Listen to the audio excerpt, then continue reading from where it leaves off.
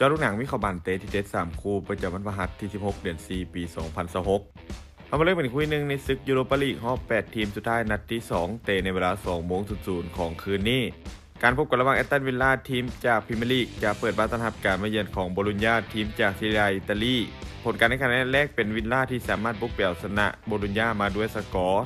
3-1วิลล่าพวกเขามีฟอร์มการเล่นส่วนหลังที่ดูดีใช้ได้การเล่นในบ้านของพวกเขาถือว่าได้เปรียบพอสมควรในเกมนี้โดยเฉพาะผลการแข่งขันในแรกเห็นให้พวกเขาเล่นได้ง่ายขึ้นส่วนโบโลญญาทีมเยือนฟอร์มในส่วนหลังยังขึ้นลงมีชนะแพ้สลับกัน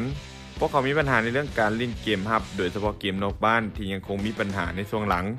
เกมนี้เบิ่งจากภาพรวมแอตตันวิลล่าพวกเขาดูดีกว่าในทุกด้านและน่าจะปิดเกมไปได้แบบบ่ยาก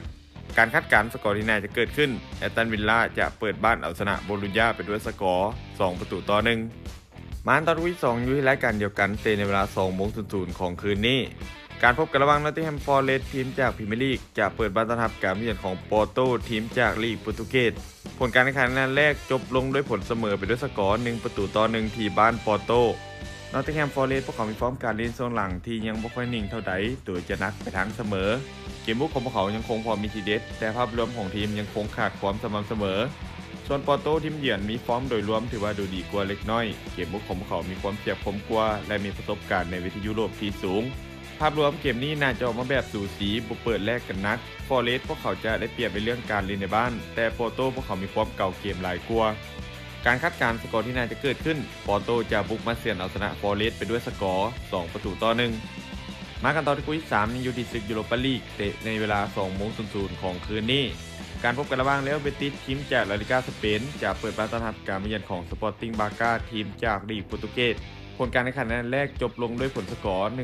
1-1ที่บ้านสปอร์ติ้งบาก้าเรอัลเบติสพวกเขามีฟอร์มการเล่นในช่วงหลังที่ยังคงแกร่งมีแพ้และจะนักไปทางเสมอพวกเขาเป็นทีมที่สร้างสรรค์โอกาสในการยิงประตูได้ดีแต่ยังคงขาดความเฉียบคมในการจบสกอร์ส่วนบาก้าฟอร์มโดยรวมถือว่าดูดีกว่าเล็กน้อยเกมบุกของทีมมีความจัดจ้านยิงประตูได้สม่ำเสมอแต่ปัญหาของทีมคือเกมนอกบ้านและเกมรับยังคงมีลุ้นให้เห็นภาพรวมเกมนี้ค่อนข้างสูสีมีโอกาสจะยิงกันจากทั้ง2ฝ่ายเรอัลเบติสพวกเขาได้เปรียบในเรื่องการเล่นในบ้านแต่บาก้าพวกเขามีเกมบุกที่ถือว่าคมกว่าเล็กน้อยมีโอกาสค่อนข้างสูงที่จะจบลงด้วยผลเสมอและยื้อยาวไปถึงช่วงต่อเวลาพิเศษการคาดการณ์สกอร์ที่น่าจะเกิดขึ้นเรอัลเบติสจะเปิดบ้านเสมอกับบาก้าไปด้วยสกอร์2-2สุดท้ายนี้ถ้าทุกคนสนใจแนวทางดีๆแบบนี้อย่าลืมกดไลค์กดแชร์ออกไปเพื่อเป็นแนวทางเพิ่มเติมและไปสนใจอยากลงทุนสามารถกดลิงก์ผ่านหน้าช่องได้เลยเด้อ